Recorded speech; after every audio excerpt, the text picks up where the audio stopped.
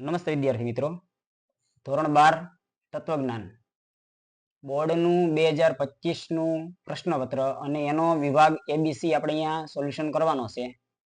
તો આપણે જોઈએ કે 2025ની અંદર બોર્ડની અંદર તત્વજ્ઞાન વિષયની અંદર કેવા કેવા પ્રશ્ન પૂછાયેલા અને તેનો જવાબ શું આવે.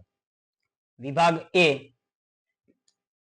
મૂળભૂત તાર્કિક કારકો કેટલા છે? તો મૂળભૂત તાર્કિક કારકો એ 5 છે. પી સમુચ્ચય ક્યુ વિકલ્પન નિષેધ પી ના સત્યતા કોષ્ટકમાં કેટલા આદ્ય સ્તંભ આવે છે? તો તેની અંદર 2 આદ્ય સ્તંભ આવે. જે દલીલ અપ્રમાણભૂત ન હોય તે દલીલ કેવા પ્રકારની હોય છે? તો તે દલીલ પ્રમાણભૂત હોય છે. દલીલમાં ફલિત વિધાનની સંખ્યા કેટલી હોય છે? તો દલીલમાં ફલિત વિધાન માત્ર ને માત્ર એક જ હોય છે. ઉત્તરાંગના નિષેધ પરથી પૂર્વાંગના નિષેધને લગતા નિયમને સંક્ષેપમાં શું કહે છે? તો એને આપણે સંક્ષેપની અંદર એમટી કહી શકીએ.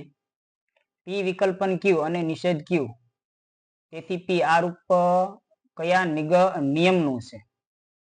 તો આ રૂપ છે એ ડીએસ એના નિયમનું આપણે કહી શકાય. સંવિધાનના ફલિત વિધાનના ઉદ્દેશ્ય પદને શું કહે છે? તો સંવિધાનના ફલિત વિધાનના ઉદ્દેશ્ય પદને પક્ષપદ આપણે કહી શકાય. કઈ આકૃતિમાં મધ્યપદ બંને આધાર વિધાનમાં ઉદ્દેશ અને સ્થાને હોય છે? તો ત્રીજી આકૃતિની અંદર એ મધ્યપદ બંને આધાર વિધાનની અંદર ઉદ્દેશ્ય પદના સ્થાને હોય. સરખા સંયોગો હાજર હોય તો સરખું જ પરિણામ આવે છે. આ વાક્ય શું સૂચવે છે? તો આને આપણે કહી શકાય પ્રકૃતિની એકરૂપતા. કઈ વ્યાપ્તિ કાર્યકારણ સંબંધ સ્થાપે છે? તો એ વૈજ્ઞાનિક વ્યાપ્તિ એ કાર્યકારણ સંબંધ છે એ સ્થાપિત કરે છે. ભારતીય તર્કશાસ્ત્રમાં ન્યાયિકોએ કેટલા પ્રમાણોનો સ્વીકાર કર્યો છે?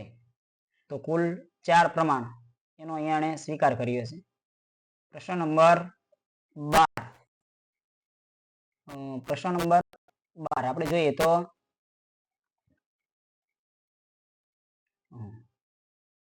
એક બાબતની હાજરીની સાથે બીજી બાબતની હાજરી હોવી એટલે શું? તો તેને આપણે કહી શકીએ અન્વય. હકીકતલક્ષી વિધાનોની વિશેષતા કઈ છે? તો હકીકતલક્ષી વિધાનોની વિશેષતા એ વર્ણનાત્મકતા આપણે કહી શકાય. કયા ધનને શ્રેષ્ઠ ધન કહ્યું છે? તો વિદ્યારૂપી ધન એ શ્રેષ્ઠ ધન આપણે કહી શકાય. રિલિજિયન શબ્દનો અર્થ શું થાય છે?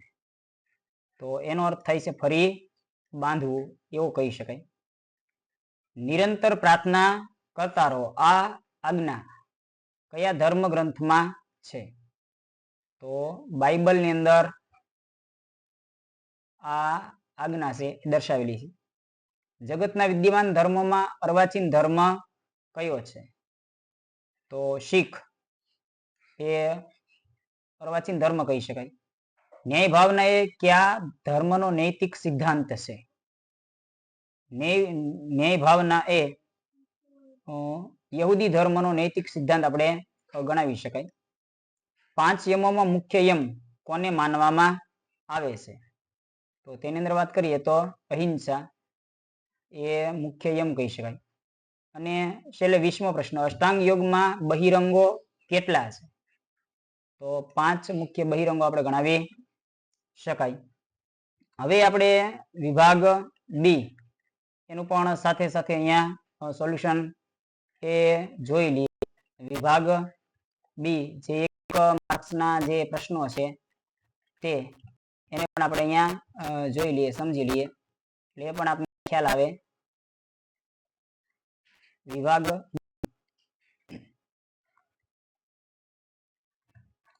તો પ્રશ્ન એવો હતો ભાઈ 21મો કે જેને સ્થાને કોઈ વિધાન મૂકી શકાય એવા પ્રતીકને શું કહે છે? તો તેને આપણે કહી શકાય વિધાન પરક પરિવર્તીય. 22મું દલીલનું મૂલ્યાંકન કઈ ભાષામાં થઈ શકે છે? તો 2 ભાષા, પ્રામાણ્ય કે અપ્રામાણ્ય. એટલે દલીલ પ્રમાણભૂત હોય કાં તો અપ્રમાણભૂત હોય. સોપાધિક સંવિધાનને લગતા નિયમને સંક્ષિપ્તની અંદર શું કહેવાય? તો એને આપણે HS એ કહી શકીએ. સંવિધાનમાં ફલિત વિધાનના વિધેય પદને શું કહેવાય? તો એને આપણે સાધ્ય પદ કહી શકાય. કયા નિયમને આધારે કહી શકાય હંમેશા ગરમીથી પદાર્થ ફૂલે છે? તો પ્રકૃતિની એકરૂપતાના આધારે આપણે એવું કહી શકીએ. પંચાવયવી અનુમાનનો પાંચમો અવયવ કયો હશે? તો પાંચમો અવયવ છે નિગમન. કેન્ટ કયા મૂલ્યને અગ્રતા આપે છે? તો શિવ એના મૂલ્યને તે અગ્રતા આપે છે. સ્નેહનું બીજું નામ શું છે? તો સ્નેહના બીજા નામને આપણે ભક્તિ તરીકે ઓળખાવી શકાય. ત્રિપિટક એ કયા ધર્મનો ધર્મગ્રંથ છે? બૌદ્ધ ધર્મનો ધર્મગ્રંથ છે. ભારતે વિશ્વને આપેલું અમૂલ્ય નજરાણું શું છે? તો ભારતે વિશ્વને યોગનું અમૂલ્ય નજરાણું છે એ ભેટમાં આપેલું છે. ત્યારબાદ વાત કરીએ તો વિભાગ સી. તો વિભાગ સી નું પણ અહીંયા આપણે કેટલુંક સોલ્યુશન સાથે સાથે જોઈ લઈએ. વિભાગ સી ની અંદર વાત કરીએ તો પ્રશ્ન નંબર જો કે 31 ની અંદર વિકલ્પનનો સત્યતા કોષ્ટક એ રચવાનો હતો પણ અહીંયા આપણે એ દર્શાવ્યો નથી. વિભાગ સી નો 32મો પ્રશ્ન, સૂર્ય ગરમ છે અને ચંદ્ર શીતળ છે, આ સંયુક્ત વિધાનની પ્રાતિક રજૂઆત કરી તેના પ્રકાર જણાવો. તો આપણે અહીંયા પ્રાતિક રજૂઆત એ કરી છે અને તેનો પ્રકાર છે દર્શક ભાઈ સમુચ્ચય પ્રકારનું આ વિધાન છે. એટલે સૂર્ય ગરમ છે એના જગ્યાએ આપણે મૂકશું પી અને ચંદ્ર શીતળ છે એની જગ્યાએ આપણે મૂકશું ક્યુ અને તાર્કિક કારક છે એટલે આપણે સમુચ્ચય આપણે જોડશું. એટલે આ વિધાન એ સમુચ્ચય સંયુક્ત વિધાન એ કહી શકાય આપણે સમુચ્ચય પ્રકારનું. પછી 33 ની અંદર દલીલ પ્રમાણભૂત બને તે રીતે ખાલી જગ્યા પૂરવાની છે. તો આપણે પૂછતું જે શરતી કૌંસમાં કે સમુચ્ચય આર અને માટે નિષેધ જે.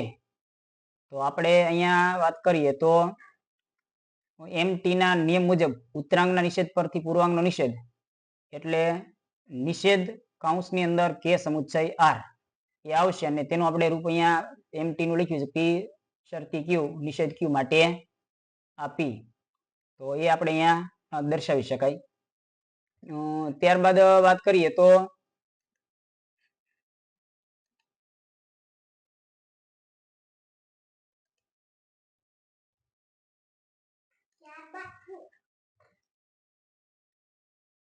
પ્રશ્ન નંબર 34, સિમ્પ એના નિયમનું કથન અને રૂપ લખો. તો સિમ્પના નિયમનું કથન આપણે અહીંયા દર્શાવીએ તો જો પી અને ક્યુ બંને વિધાન આપેલા હોય તો તેના પરથી પી અથવા ક્યુ એ નિષ્પન્ન આપણે કરી શકાય અને તેનું રૂપ પી સમુચ્ચય ક્યુ માટે પી અથવા તો ક્યુ આપણે નિષ્પન્ન કરી શકાય.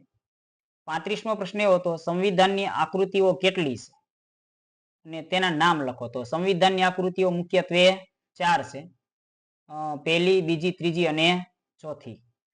36મો પ્રશ્ન એવો હતો કે નીચેના સંવિધાનની આકૃતિ અને ભેદ જણાવો. સર્વ માંસાહારી પ્રાણીઓ હિંસક છે, કેટલાક પશુઓ માંસાહારી પ્રાણીઓ છે માટે કેટલાક પશુઓ હિંસક છે. તો એની આપણે આકૃતિ અહીંયા દોરીએ તો આકૃતિ છે એ પ્રથમ આકૃતિ અહીંયા બને અને મધ્ય પદ છે એ અહીંયા આપણે જોવા મળે છે પ્રથમ આકૃતિની અંદર. ઉદ્દેશ્ય પદ અને વિધેય પદ બે જગ્યા આપણે અલગ અલગ જોવા મળે છે. પછી વાત કરીએ તો ભેદ હા હ છે. 37મો પ્રશ્ન, વ્યાપ્તિકરણના તાત્વિક આધારો કેટલા છે? ક્યાં ક્યાં? વ્યાપ્તિકરણના તાત્વિક આધારો 2 છે. પેલું પ્રકૃતિની એકરૂપતા અને બીજું કાર્યકારણ નિયમ. 38મો પ્રશ્ન, અવિનાભાવ સંબંધનો શબ્દાર્થ જણાવો.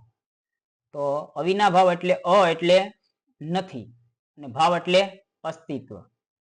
39મો પ્રશ્ન, શારીરિક મૂલ્યના ઉદાહરણ આપો. તો શારીરિક મૂલ્યમાં વાત કરીએ તો ખોરાક, પાણી, મકાન, પૈસા, ટૂંકમાં આપણે કહી શકાય જીવન ઉપયોગી એવી જે આ ચીજ વસ્તુઓ છે એને આપણે શારીરિક મૂલ્ય કહી શકાય.